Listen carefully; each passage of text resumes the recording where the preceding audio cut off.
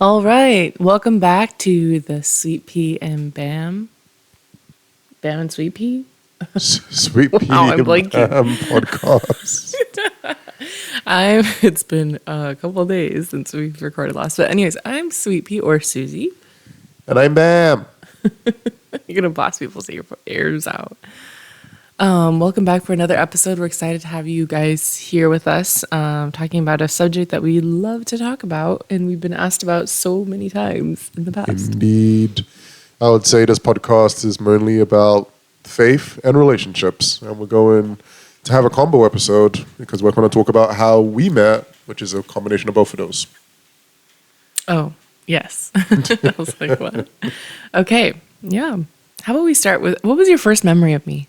I think the first thing I probably registered was, oh, it's cool that she's a nurse and my younger sister Dawson is also a nurse. That might be the first triggered, first thought. Yeah.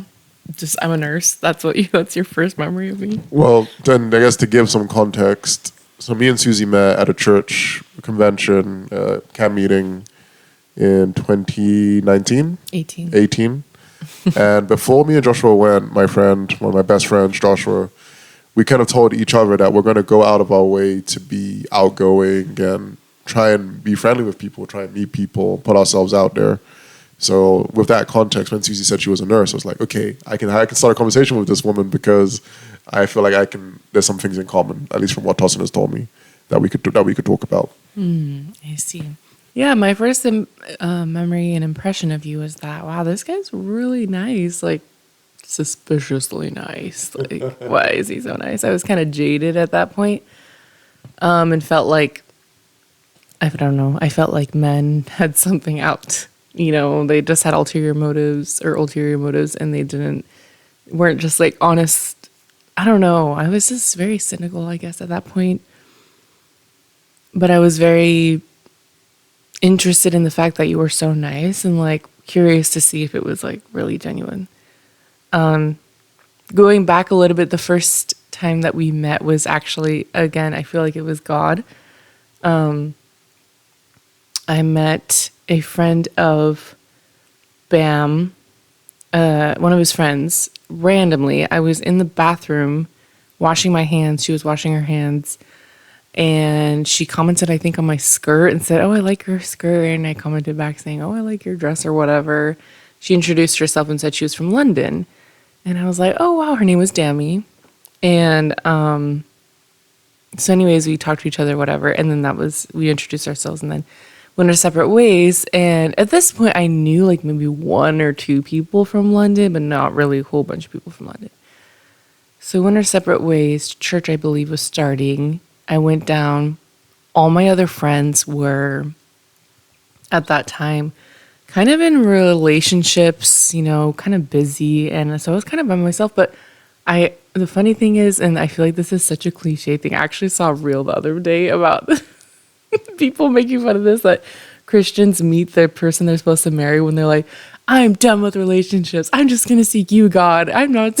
And then they meet the person they're going to marry. But that's kind of where I was. I was like, I'm not really interested in seeking a relationship. Lord, you know, if I'm alone, this whole camp meeting, that's fine. I'm just going to seek you. I'm just going to pray. And so I prayed and I came out and it seemed like everybody had gone their separate ways. You know, it was the morning service. And so everyone goes out to get lunch and whatever. Well, I see this girl that I met, Dammy, and she says hello to me, and she's with a big group of people from London, or from the UK, rather. And she's like, "Hi, what are you doing? Do you want to come get lunch with us?" And so I said, "Sure." And so she kind of started introducing me to everybody. I met every single person in that group, I'm pretty sure, except Bam. For some reason, I didn't meet him. And that was the first thing kind of drew my eyes to. It was like, and we started walking to a restaurant down the street from our church. And I was like, who's that guy over there? And they said, oh, that's Ben. For some reason, when I first heard your name, I could not understand what anybody was saying. I think it was the English accent. I could not understand Bamache, which is what everybody was saying. Even when I met you and you tried to tell me yourself, you're like, my name's Bamache. And I was like, huh? Bam or Shay, huh? And then finally you just are like, just call me Bam. Like, yeah, because I don't know why I couldn't understand.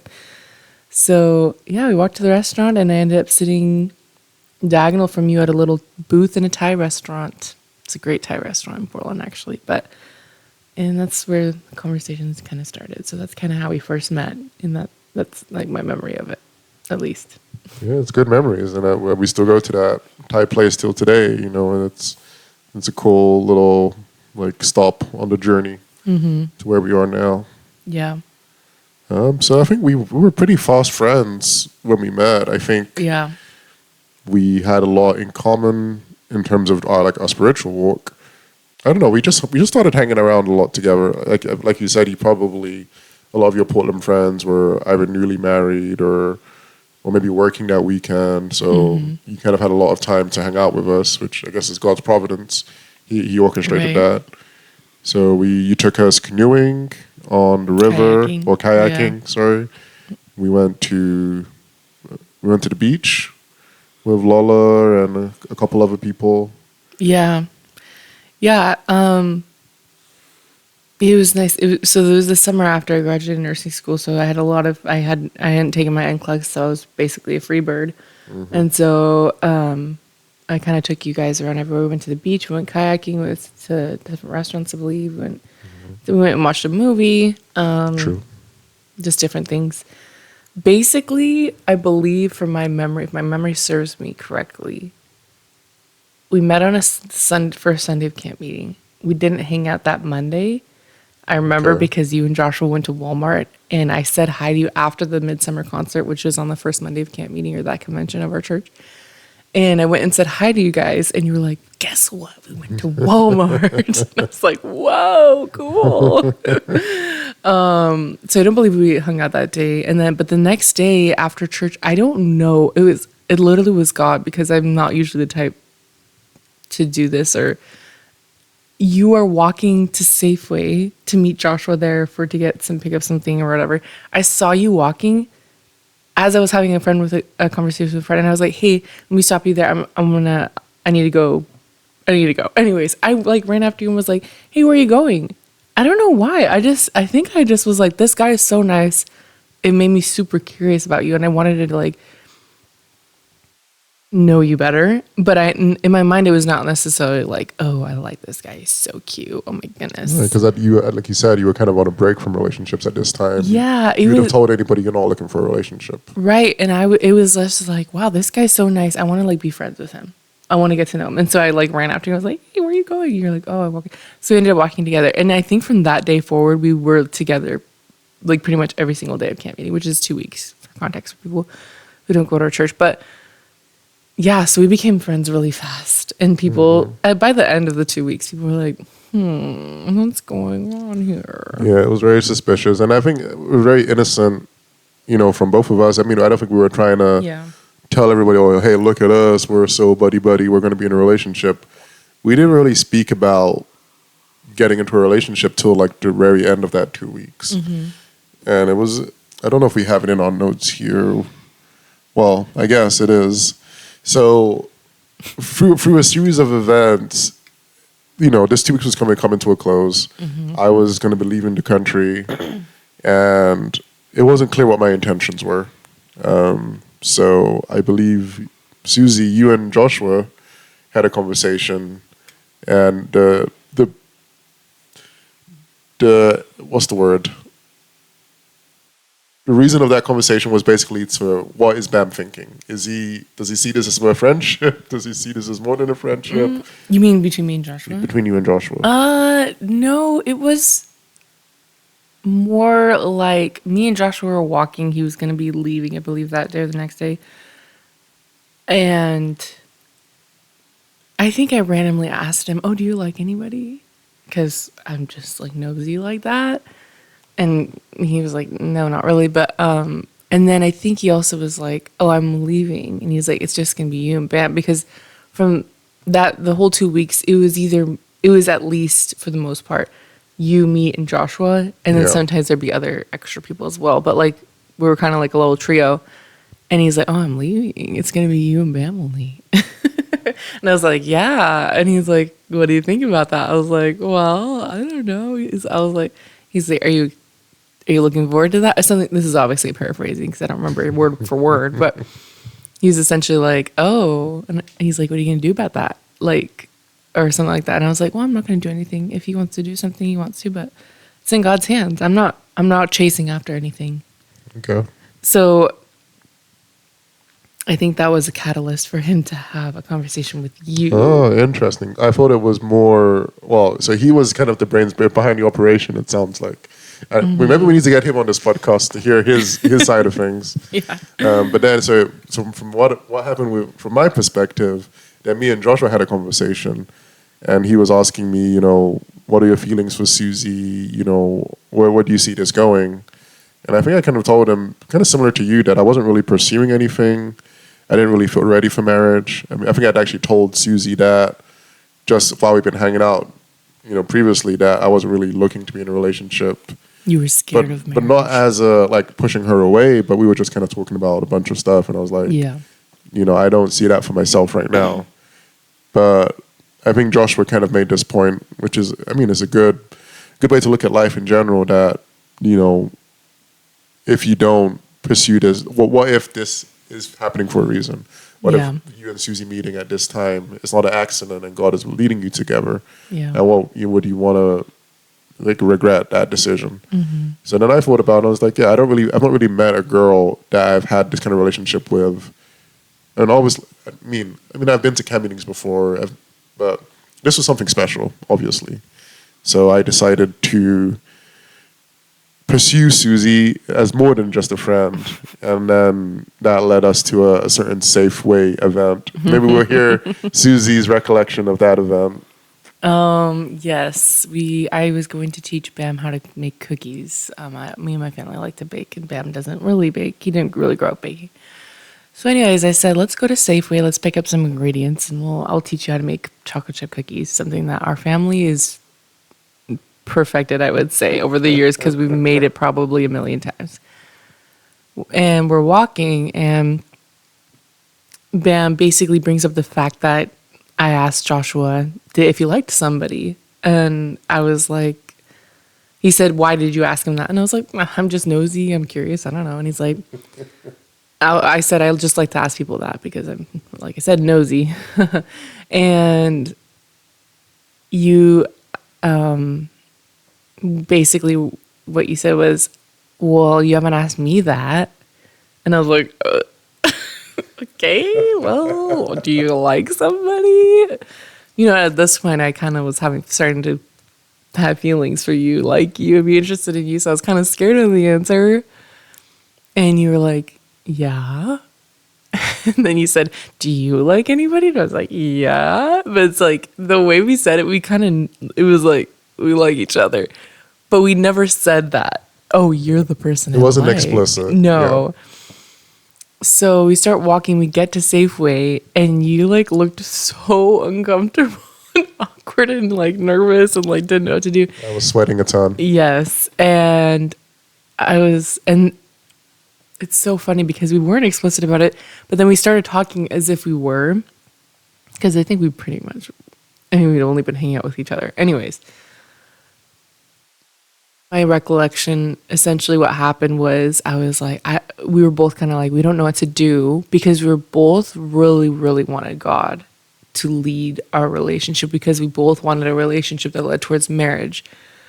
We didn't want to just date for fun and then just break up, And so essentially what we talked about was, well, we need to seek God. We're not dating. We like each other. Well, we didn't say that, but we were like, we're not dating. We need to seek God, and God will lead us. And, I've seen God take away feelings if it's not his will. And anyways, we just need to seek God first. And it's funny because the next day I came to you and I was like, so, when you were talking about how you like somebody, that was me, right? And you were like, yeah. I was I'm just making sure. And that's the gift of Susie, I would say, is that she is and what I've learned from her in our relationship is that it doesn't hurt. You want to over communicate. You don't want to assume that your intentions were clear, especially in that conversation where it definitely wasn't clear. it's very good to be like, hey, this is what you said, right? Or this is what you meant to say. I mean, I think that's like a marriage tip, just right there. Yeah. Yeah. And so then we had to say goodbye. It was sad. You went to Nigeria Yep. after that, and I was just continuing on with my summer of freedom. I decided to take the summer off after nursing school because I was kind of like, that was a lot. So I did not do like basically any. I was like off, free, no working, no school. I was just free to basically talk to you for hours. Sure, and I was also unemployed at that time as well because I knew I had this huge vacation plan to be in Portland for 2 weeks, to be in Nigeria for maybe a week or more. So I, to make all of that work, and obviously some other extenuating circumstances, I just decided to quit my job, and it worked out. It worked out perfectly. We had a lot of time to chat and get to know each other, Yeah. get to know the culture, where each other were coming from. Yeah. And for me, just to get comfortable speaking to a girl that was more than just a friend, because I had some baggage from the past, and I think I was just very awkward. I was very awkward. I didn't feel comfortable sharing my feelings. I think maybe for a number of reasons that we can't get into right now, but I think there was a lot of patience on Susie's part. I think we spoke about it in the last podcast. From Susie's perspective, it was cute, but from my perspective, it was like, God help me. Yeah, and yeah, so that was an interesting part of our relationship. Yeah. I eventually got a job, maybe 2 months after that, 2 or 3 months after that, and Susie, got her NCLEX and eventually started working as well. And we then had to work out how to long distance. Well, I'm skipping ahead. Yeah, you are. There was a point where we kind of had to say, like, so are we dating or not? Yeah, let me interject. So basically what happened was this whole summer of 2018, we were praying, we were talking, we were liking each other more and more. And I think from your side, you were like, I don't feel like a yes from God. I don't feel like a for sure. I'm still not sure. And I think we were in that place. And something came up that maybe we'll delve into in a different topic. But essentially something came up about me that I felt like, things are getting very deep. Things are getting very serious. I need to tell Bam about this. Is a conviction of mine.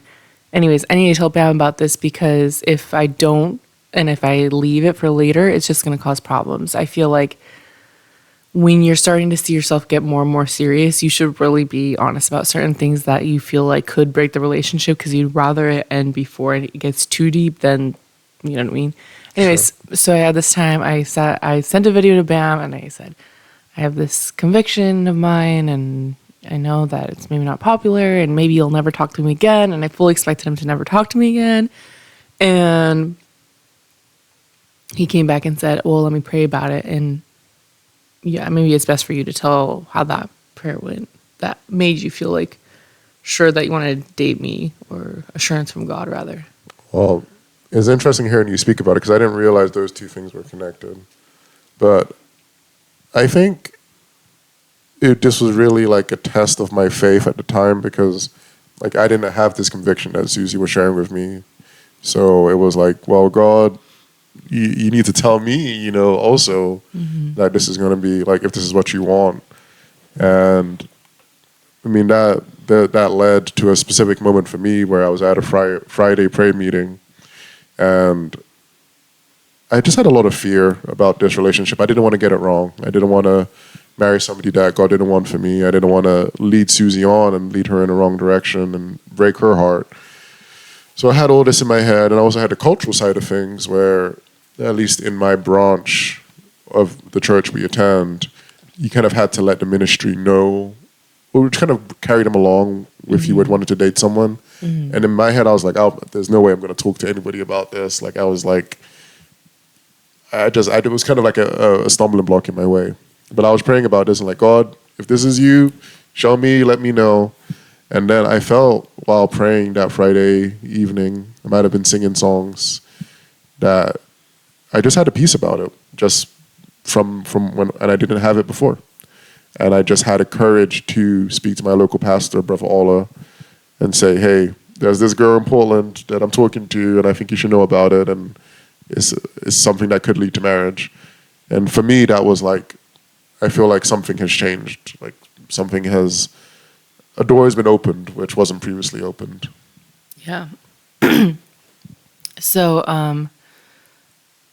it's funny because he's having this conversation with God and all this, and I'm sitting here like, God, Bam is never gonna talk to me again, and I was like so sad and determined to just be like, this is the end. And I remember you asked to call, and you called me, and you're like, hey, I want to talk to you. And I was like, okay. And then you called me, and you're like, will you be my girlfriend? And I was like, what? I was so shocked. Like I was not prepared at all for that. And from that point on, we started like officially dating. We had just been like friends, interested friends from that point on before, and so we were officially dating, but again, we were very serious we were very serious very fast. And again, we were not dating just to date. We were dating to get married. So we were still praying. And I remember, some of the leadership in your church was very much like, hey, well, why don't you take some time from each other and just seek God, like just spend that time seeking God. And so we did. I think we did it for like maybe a week at first, and we didn't talk to each other at all. We didn't have any communication whatsoever, and we just prayed, and we came back and whatever. And then I think his brother, he was like, a week? That's not like enough. And so we're like, okay, well, I think it was, I don't remember when it was, but we were like, let's take a month. And that was like serious and really hard to like think that we could start that. But I was like, let's take a month, or we both agreed to, not just me, but let's take a month. We're not going to communicate with each other. We're not going to talk in any way whatsoever. No phone calls, no text messages, nothing. And all we'll do is pray and seek God. So we did, and we started doing that month. And during that time, there was a Seattle special meeting. So our church has sometimes for all the little like branch churches or like sister churches or whatever you want to call it, in the different areas, they'll have what we call special meetings where different churches from other places will come to that church, and they'll have like special services like for the weekend, usually where they have like a youth event or something and whatever. Anyways, I went up to Seattle for Seattle special meetings, and I was praying for Bam, and I was like, God, I want the best for Bam. Lord, give Bam the best. Lord, help him. Lord, bless him. And I remember God putting it so clearly on my heart and saying, you want the best for him? Well, then you need to let go of him and give him to me, because you're not the best for him right now. And I was like, excuse me? And that was really hard. And I was like, what? And I was so blown away because I was like, what do you mean? And it was really hard because after the month was over, this is maybe towards the end of the month, break or fast or whatever you want to call it. And we called each other, and Bam had not felt like that, right? Is that your impression? No, I didn't have that impression that we should go on a break or that we should break up. No. Yeah, it was such a terrible call. Oh my goodness, my heart was breaking. We called each other finally for the first time after a month, and you were so happy and so excited to call again. And I was just like brokenhearted because I was like, how am I supposed to tell this to Bam? Oh, it's making me sad just thinking about it. And I told you, and you were so mad at me. You were like, why are you using God as an excuse? Like, just tell me if you don't like me. I was like, I do like you. I'm serious. This is breaking my heart. Well, and what was your impression before I continue on my little... Yeah, I was pretty hurt. I mean, because I felt like before the break, it was kind of clear we both had feelings for each other. And I think I was struggling to accept that God could have told you to break up for that time. And it goes, well, because just in my limited vision, it was like, well, I feel like so much has been shared. We're invested to this extent. And then for it to end, I was like, how could it be? I couldn't. So in my head, it was like, this can't be God. It's just Susie. I kind of put the blame on her.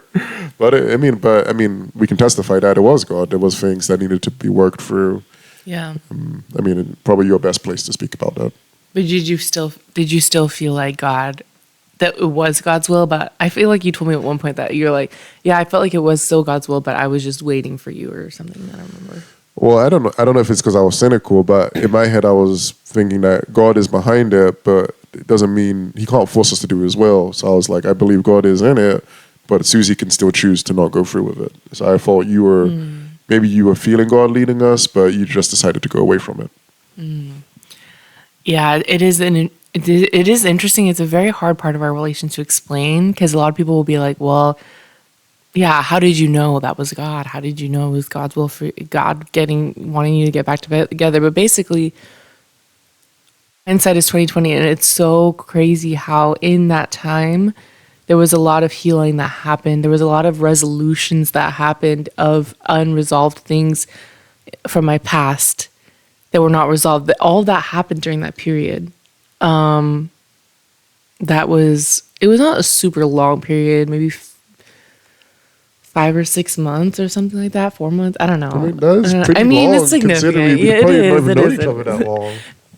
That is true. I didn't think of that. I felt like we talked so much, we knew each other for years. But oh yeah, it was yeah.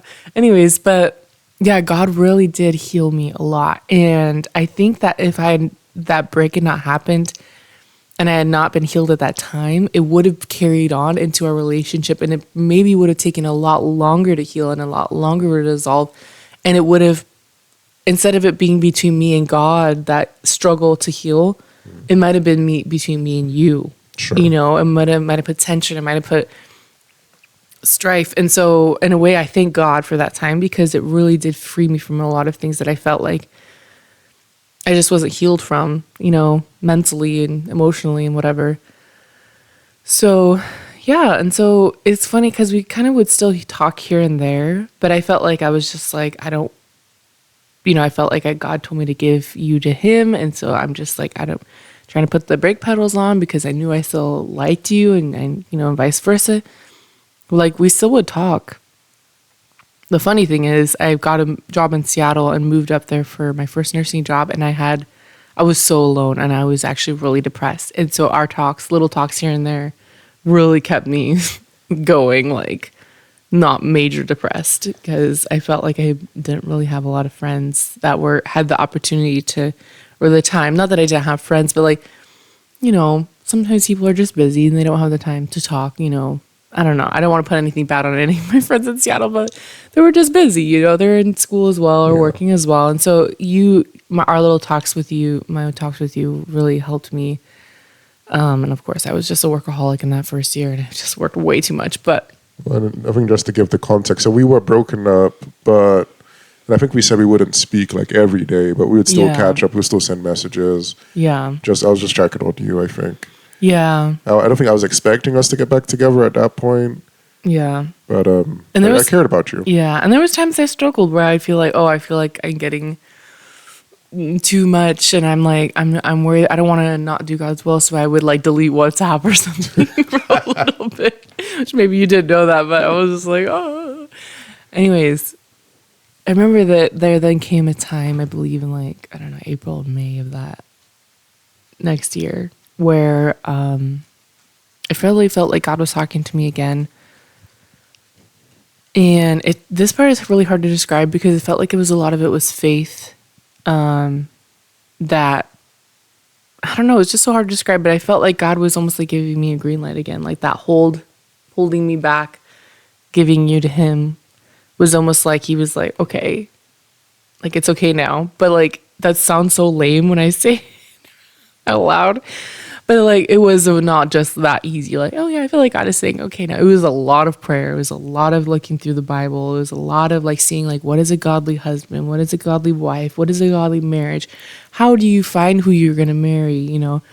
How do you seek God's will in that? And it was a lot of prayer, a lot of consulting, other believers who have had strong marriages. How did you know it was God's will? What did you do to figure that out? All these things. And I really felt like God was, just making the way clear again, almost like, I don't know, again, it's hard. And it might not make sense to other people, and it might seem like, oh wow, you're just making an excuse, or maybe the first time you heard God speak, it wasn't even him or whatever. But I really felt like it was a time where God worked. And so, yeah, anyways, it's coming back to like seeking God again. Like, God, is this your will? I feel like Bam maybe probably felt like it was, but I was still like, I don't know, because I felt like at a time it wasn't.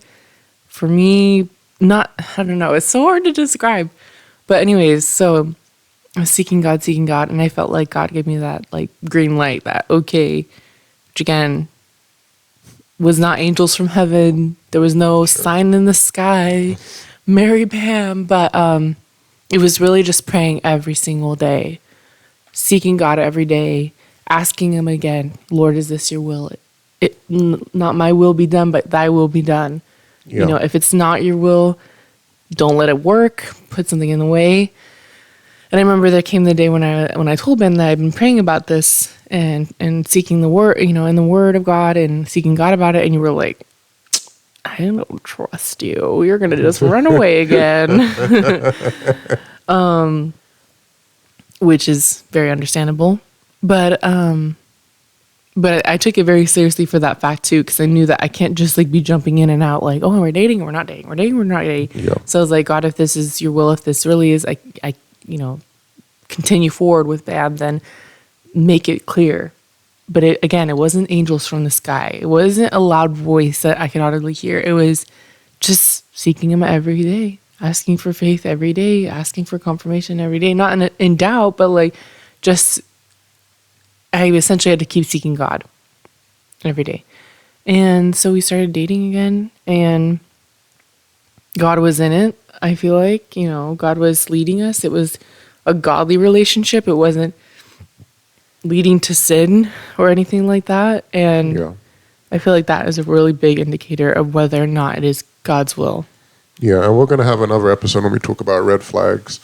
But we were both willing to discuss our past with each other. Maybe not straight away. Some of the stuff came up like at the end of that 2 weeks, which was, for me, that was a sign, because like Susie kind of led in kind of sharing some stuff in her past, and that kind of gave me a bit of courage to share my past a little bit. And that was, for me, that was just, this doesn't just happen. Like, I've shared my testimony with some people, but to share it with somebody I've only met, you know, barely 2 weeks, for me, that was like God telling me, you know, this is something good, because there's nothing hidden. You know, you're able to share what you've been through, the parts that are not so pretty, the parts that maybe a bit more dark, and show how God has saved you from them. And you know, Susie would always tell me, oh, I can't even believe, it's hard for me to even imagine you be doing all these terrible things you said you've done. And it's like, well, it's the same person, you know, only by God's grace. And the same thing for her. You know, she was telling me some of the stuff that she'd been in, and it's kind of hard to imagine knowing the woman that I know at that point. But I'm trying to remember, why did I bring that up? Red flags, yes. If you're not able to talk about things, if you're not able to talk about the past and what God has saved you from, I think those are some red flags. And I think there was green flags for us, because we were able to go deep into these things and continue that. And that became kind of the foundation of our relationship. Yeah. That if there are things that we don't like about our relationship as is, let's talk about it. Let's get it better. Yeah. And until today, I think we try to keep that kind of environment where we don't just let things sit. Like if there's a problem, let's talk about it. Let's address it. Mm-hmm. Yeah, and I think that we sought God a lot. We would go over Bible studies and sermons that we read, and we went over a lot of different questions about what are your beliefs on this? What are your beliefs on that? What is your theology, your doctrinal beliefs and stuff like that, which maybe sounds super boring and not romantic, but it was very practical and very useful for the future, knowing those things, making sure that they're not like major clashes and deal breakers between you two. I think also the fact that I was living by myself and like didn't have a lot of contact with a lot of people. Like I mean, I obviously went to church and stuff, and to work, but I was really kind of just like a loner. It was sad, but in a way, that made it so I didn't have a bunch of influences saying, this is what you should do, this is what you should do, this is what you should not do. It was just like me and God. Like, God, what should I do? Okay, I want to follow you. It's kind of like that book Persuasion, if anybody's read that. That's kind of how it is. It's like, you know, I didn't have anyone there persuading me. Not that people were there persuading me, telling me everything I should do, but when you're around your family and your friends, they suggest this and that and whatever, and it's like sometimes you can put their opinion above what you've been hearing from God. Sure. So being alone was the time, though it was hard, it was, good because I was able to see God and like kind of have him as my first opinion in my life. And then, yeah, I don't know. How do you get to the point where you felt like you wanted to propose to me, I guess? I don't know. I feel like once we officially got back together, for me, it just seemed like, well, the reason I was praying about this was because I wanted to get married, ultimately. Mm-hmm. So it just seemed like a natural next step that if we are going to get married one day, I need to propose. And I don't want to propose virtually. I don't want to propose over the phone. So, hey, I need to go over there. I need to go and visit. Mm-hmm. And I think you'd visited at least once before this time. You visited me. No, I hadn't. You hadn't? Oh, so this is the first time first time we saw each other since camp meeting. Oh, you're right. You're right, yeah. actually. So this is the first time we've met since we first met ever and we first got to know each other. Which felt weird because it felt like I don't know, again, that we'd known each other forever. Sure. Because we talk so much. We had spoken we'd spoken more than I'd probably spoken to any other person in that time. Mm-hmm. There was a lot of time on the phone. Mm-hmm. So for us, it just seemed for me, it seemed like natural. Like, hey, this is the natural next step for us because there's nothing else. And even part of me was like, the more we talk about, what are our plans for the future? What would we like? Mm-hmm. And I think we kind of ended up setting up a boundary of like, let's not talk about things in the future when we're not even engaged. Like we're talking about kids or where we want to live or what, like all these big life decisions. Yeah. And we don't even have like a commitment to be together, for the rest of our lives. I think we obviously had to discuss the important things like where are we going to live if we get married, because that could be a deal breaker if you're not willing to compromise. But I think it was just a natural next step. And so you came, you visited and proposed. They did. And that could be a whole episode in itself. But I spoke There's a video online. There is a video online. Maybe we'll link that video in the description. I spoke to Susie's dad and went to his work. I was staying at Susie's parents' house at that time. Well, there's so many stories here. To let us know if you want more, but you were staying at my parents'. I was staying at my brother's, and it was a fun trip. We did a lot of stuff. We did a lot of stuff. Your dad took me to his workplace and kind of was showing me what he does, and along the path of that, I was able to ask him for your hand in marriage. So I got the parental side of things. Yeah. I wish I asked your mom as well, but I guess that just passed my mind at that time. I got to know Susie's mom very well during that trip, actually, and she kind of was an encouragement to me just spiritually. And I got to learn like she's kind of like a spiritual, force in the family. But yeah, so my bright idea for proposing was to go to the safari with Susie and find like a romantic spot to propose to her.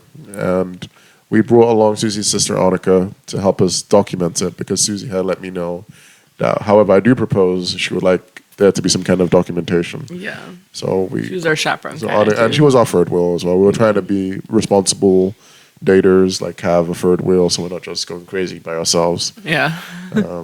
So in my wisdom, I had forgotten that in a safari, you're just in a car for the whole thing. You don't really have opportunities to get out or like get mauled by the rhinos. Exactly. So we the whole safari day went and there wasn't really a chance to propose. In hindsight, maybe there were, but I just didn't. I was so caught up with the animals, whatever.